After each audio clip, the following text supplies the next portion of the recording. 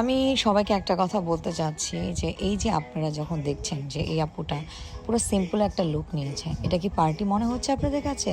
না। সো আপনারা যে শুধু হালকা হালকা বলেন হালকার মধ্যে লুক করব, বাট হালকা বলতে কি বুঝান? কোনো প্রোডাক্টই দিব না?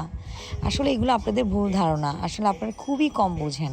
আর আপনি এখন বলবেন যে হ্যাঁ, এখন আপনি টাকার জন্য তো বলবেন, তো আপনি কি জানেন এটার রেঞ্জ কত? এটার রেঞ্জ শুনলে তো আপনারা দুনিয়ার উল্টাপাল্টা কমেন্ট করা শুরু করবেন, যার জন্য আমি রেঞ্জটা বলবো না। কারণ হচ্ছে একটু নলেজ খাটাবেন যে গ্ল্যামার লুক, এলিগ্যান্ট টাইপের লুক, এগুলোর রেঞ্জ একটু বেশি হয়। শুধু ইচ্ছা মতো চমকি আর ইচ্ছা মতো মেকআপ ফেজে দিলেই আপনার অনেক বেশি টাকা নেওয়া হয় না। গ্ল্যামার লুকগুলা, গ্লোয়িং লুকগুলা অবশ্যই লুক বুঝে, যারা বুঝে তারা এই টাইপের তো কমেন্ট করেই না। বাট কমেন্ট দূরের কথা, যারা আসে সার্ভিস নিতে, বিয়ে বলে পার্টি লুক নিয়ে যায়,